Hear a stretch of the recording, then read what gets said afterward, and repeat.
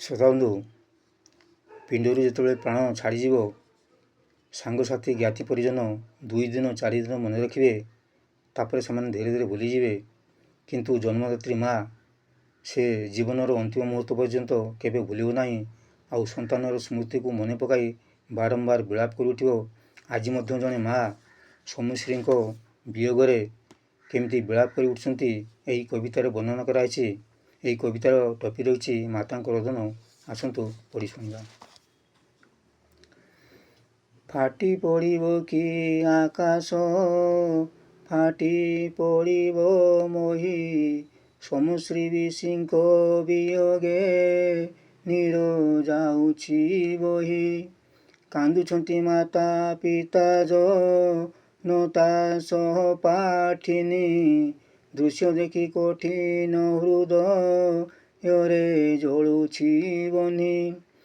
ଜନ୍ମଦାତ୍ରୀ ମାତା ସପନ ଦେଖେ ନିତି ରାତିରେ, ଚନ୍ଦ୍ରମୁଖୀ ଝିଅ କଥା ହେଉଛି ବସି ପାଖରେ।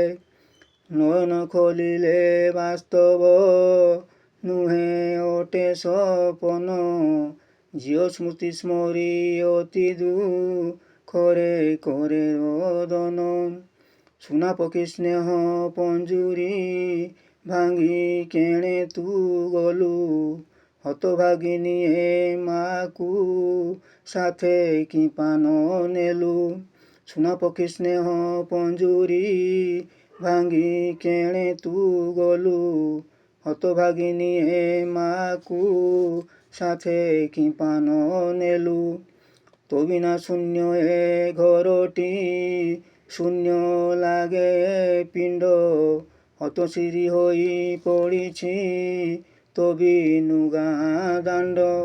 ମା' ବୋଲି ଗେହ୍ଲେଇ ମୋତେ କିଏ ଡାକିବ, କଲେଜରୁ ଆସି କଳେଇ ମୋତେ ଚୁମ୍ବନ ଦେବ। ଦେହ ମୋ ଖରାପ ହୋଇଲେ ପାଖେ କିଏ ବସିବ, ପାଖେ ବସି କାଉଁରୀ ହାତ କିଏ ବୁଲାଇ ଦେବ। ପାଠ ପଢ଼ି କିଛି କରିବୁ, ସ୍ୱପ୍ନ ସ୍ୱପ୍ନେ ରହିଲା, ଅଧ୍ୟାପକ ସାଙ୍ଗଟା ପରା ତୋର ଜୀବନ ନେଲା। ଜାଣିଥାନ୍ତି ଯଦି ଆଗରୁ ତୋତେ ଛାଡ଼ି ନଥାନ୍ତି, ସବୁଦିନ ପାଇଁ ପଣତେ ତୋତେ ଢାଙ୍କି ରଖନ୍ତି। ଚାଲିଗଲୁ ଆର ପାରିକୁ, କଷ୍ଟେ ନିଜକୁ ଜାଳି, ଦେଖୁଛୁ କି ମାତା କେମନ୍ତ ନିଜେ ହେଉଛି ଜଳି।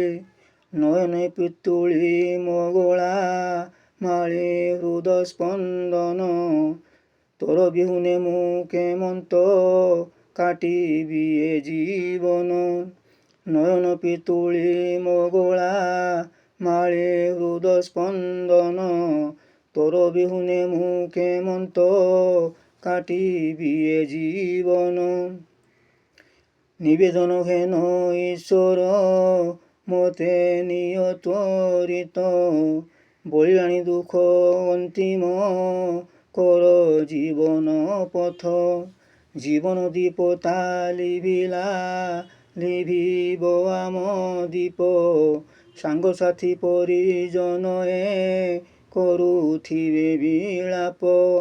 ଦିନ ହିମାଂଶୁ ମୁଁ ଲେଖୁଛି ଯାଏ ଲୋତକ ବହି, ମାଗୁଣି ସଦା ତୋ ଚରଣେ ଧ୍ୟାନ ଥାଉ ମୋ ବିହି। ରହୁଛି, ନମସ୍କାର। ହିମାଂଶୁ।